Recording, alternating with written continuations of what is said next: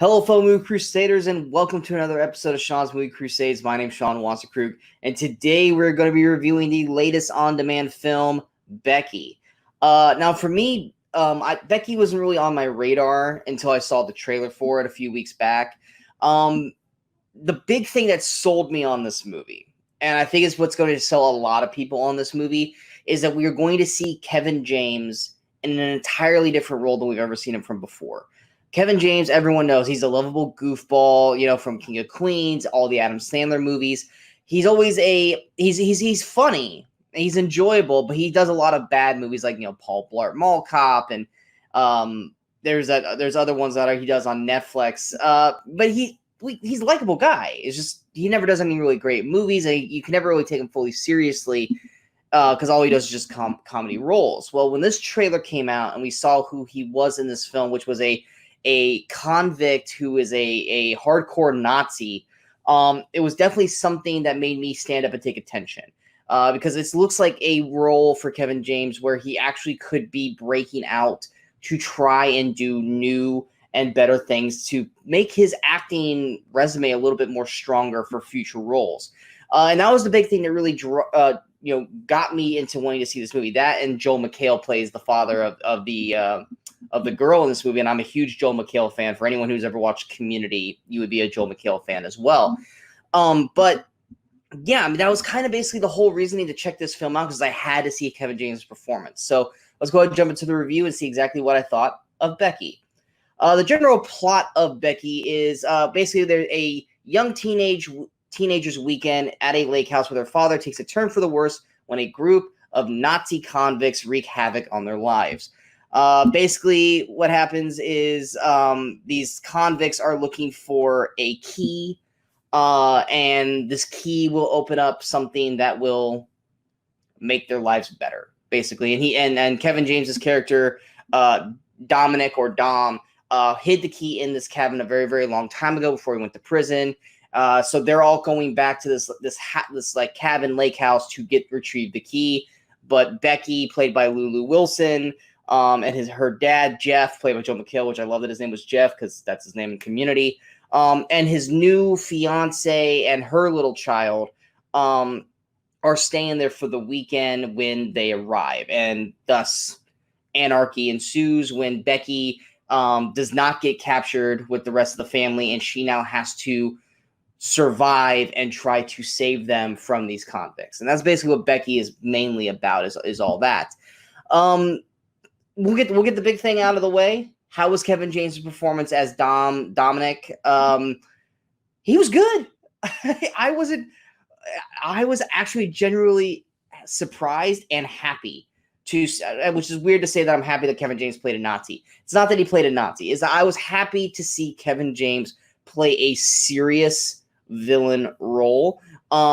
Does he crack a joke here or there? Yes, but it's not like a Kevin Jamesy kind of joke. It's a, like a "you're an idiot, here's why" kind of joke to his comrades. I think Kevin James really opened a door here, and could potentially see more acting jobs open up to him that are more of a serious kind of route. I think he's definitely the highlight of the film for me. I wish he was in it a little bit more than what he was. He's in it quite a bit. But there was a lot of points where I was just like, what's Dom doing right now? I would like to see where Dom is. And I really liked his performance, and it was definitely the reason to check this movie out. Lulu Wilson as Becky, she also does a really good job in this film. That's the one thing with this movie. If the main problem with the film is not necessarily the casting. Joel McHale's great as Jeff. I wish he had more to do in this movie than what he had.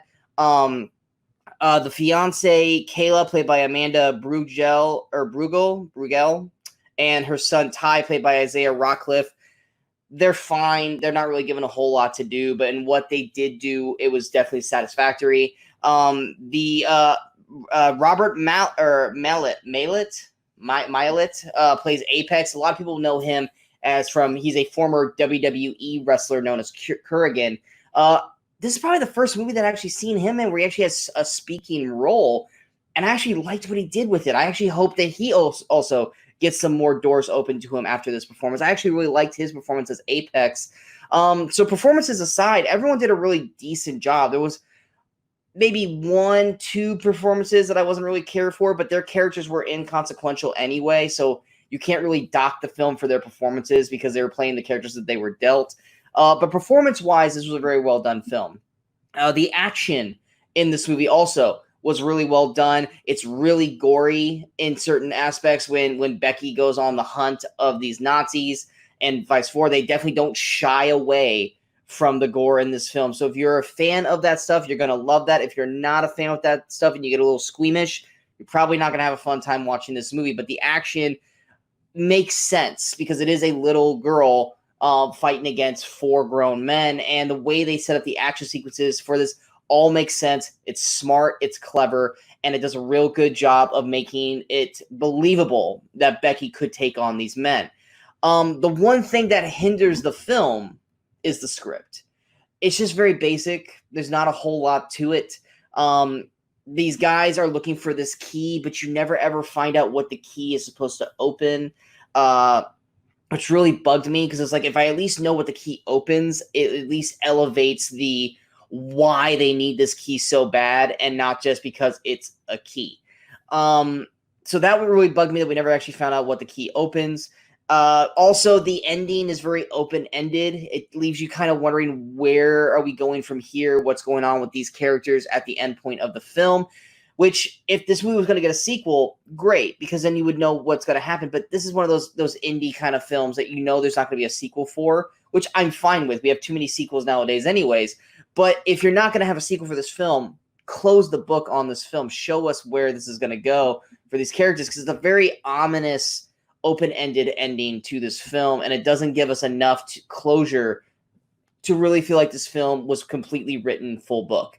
But yeah, I mean, it's that's the thing, is that the script's just kind of It could have been better. It could have been a lot worse though, but it could have been better, and that's ultimately was the downfall to Becky, is that it's very straightforward. Which, if people like that movie, then this movie's right up your alley. You're gonna have a fun time with it. If you're wanting a little bit more meat on the bone when it comes to the script, you're going to feel kind of half and half. You like the performances, you like the action, but there just needed to be more to it. And that's ultimately what I felt watching this film, is that I'm enjoying the film overall, but there needed to be a little bit more to it to fully, make it a great film or a really, really good film besides just a passable, it was fine kind of film.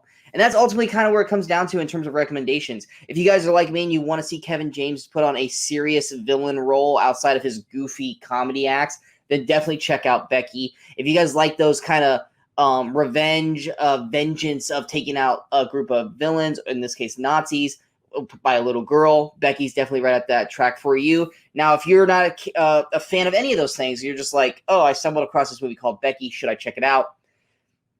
I mean, if you like the cast, definitely do it. But it's not going to blow you away. It's not going to make you go, oh my God, that was amazing. It would probably just be one of those where you watch it and you're like, all right, it was fine.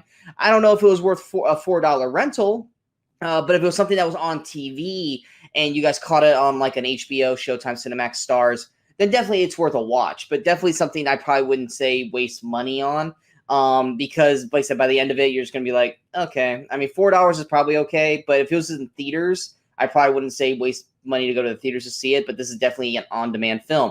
So going to my overall score for Becky, I'm going to give it a 6.1 out of 10. Like I said, great performances for everyone around. I mean, they weren't like stellar over-the-top performances, but they were really solid performances the whole way through. The action and the gore were really well done. It just lacks a good script, and that is basically the bottom line when it comes to that, and that's why it gets the 6.1 out of 10. I hope you guys enjoyed this review. If you guys did, go ahead and hit that like button. If you guys feel like this review is worth sharing, go ahead and hit that share button. But most importantly, don't forget to hit that subscribe button to the channel so you guys stay up to date with all the latest videos that pop up on Sean's Movie Crusades. And of course, don't forget to follow us on all the social media outlets you see below. Coming up next, we're probably going to watch the Pete Davidson film, The King of Staten Island. So be on the lookout for that.